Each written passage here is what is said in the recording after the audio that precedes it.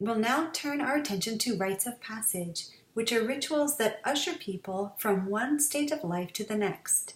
The term rite of passage was coined by Arnold van Gennep in his 1909 book, Les Rites de Passage. Around the world, cultures divide up the human life into several stages, and the transition of a person from one stage of life to the next, in almost every case, is marked by a ritual.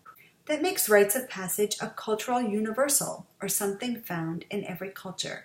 Many life transitions are marked by rites of passage. For example, there are rituals that mark the beginning of life, or the beginning of a viable life once the child has survived the first year.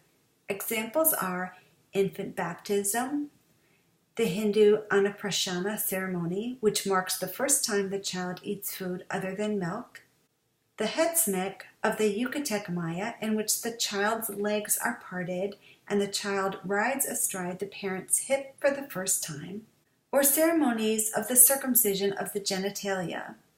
Then there are puberty rituals, some for girls, some for boys, that celebrate the maturation of the child into an adolescent. Sometimes these puberty rituals are marked by circumcision.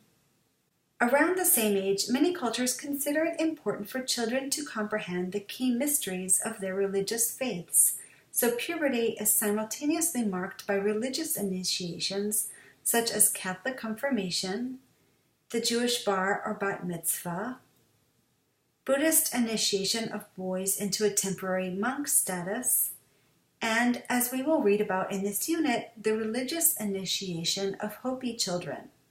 Then, signaling the transformation of the adolescent to adulthood are graduation ceremonies, and in some cultures, a separate ceremony that signals readiness for marriage. Some examples are debutante balls and quinceañera ceremonies marking the girl's 15th birthday in many Latin American and Latino communities.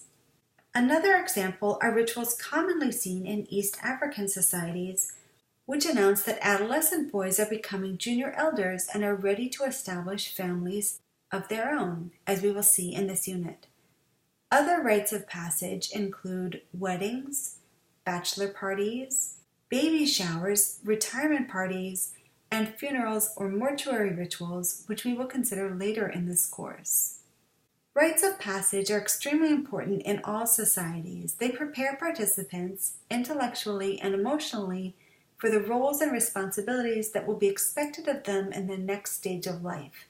The preparation is both intellectual, through verbal instructions, and emotional, as the rituals often put people through various challenges that will build up their courage and resolve for the challenges of life that lie ahead.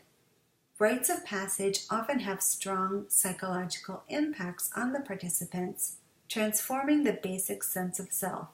Not all rites of passage are the same, but if we hone in on the rites of passage that usher children into adolescence or usher adolescents into adulthood, we find that they often put the participants through some sort of ordeal in which the participant experiences emotional pain, such as fright, disenchantment, shock, or intense discomfort, or physical hardship or pain.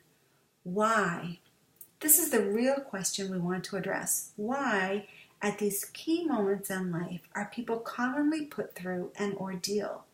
We want to pay close attention to several such ceremonies to discern similarities and differences and to develop a theoretical model about rites of passage and ordeals.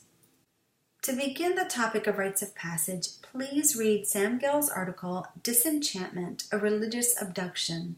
The Hopi are a native culture of Arizona, and Gill's article describes the initiation ceremonies in which children around ages 8 to 10 are initiated into the Hopi religious life through a ceremony that reveals the mystery of the Kachinas. The Kachinas are spiritual beings in the Hopi religion. This is a representation of a sacred Kachina. In his article, Gill identifies disenchantment as a key element in the Kachina initiation ceremony. Why is this the case? What causes the feelings of disenchantment, and why is this part of the ceremony? In other words, why do the Hopi usher their children into the mysteries of their religion with a ceremony that creates this intense negative feeling. As you are reading, please note that as Gil builds his argument, he first explains several other outsiders' interpretations of the rituals. He points out various flaws in those interpretations, and then he offers his own argument, which is based on the words of Hopi initiates themselves. It's important to read all the way to the end of the chapter to capture the whole of Gil's argument. Later, you will read Alan Marinis's article, The Ritual Experience, Pain and the Transformation of Consciousness in Ordeals of Initiation. In this article, Marinis examines boys' initiation rituals cross-culturally, or in different cultures around the world. He notes that these rituals often require the boys to endure some pain as they are being initiated into adolescence, and he offers an explanation as to why this might be. One example he gives is depicted in the 1798 drawing of a boy's initiation ritual in Australia in which an incisor tooth was knocked out. This article is probably the most challenging reading we'll do in this course, but if you take it piece by piece, you can work your way through it. As you are reading, please note that as he builds his own argument, he first explains several other people's arguments, but he points out various flaws in those theories, and then he offers his own. Again, it's important to read all the way to the end of the article to capture the whole of Marinis's argument. After that, you will watch a film called Maasai Manhood. The Maasai, also spelled with a double A, are a cattle herding society who live in parts of Kenya and Tanzania. Please note that this film examines a different life stage than the two articles you will have just read.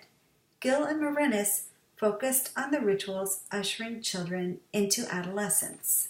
In Maasai Manhood, though, the focus is on rituals ushering adolescence into adulthood. The Maasai society is strictly divided into groups of people associated in age known as age sets. Members of an age set pass together from one life stage, or one age grade, to another. Following their circumcision in their late teens, young men pass into the Moran, or warrior life stage. In this stage, they have to live with other Moran outside of their father's village, either in other villages or in forest encampments.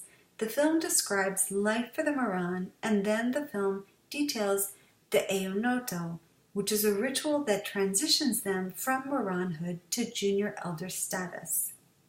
As you are watching the film, ask yourself whether the Eonoto rituals entail the disenchantment or pain discussed by Gil and Marinis.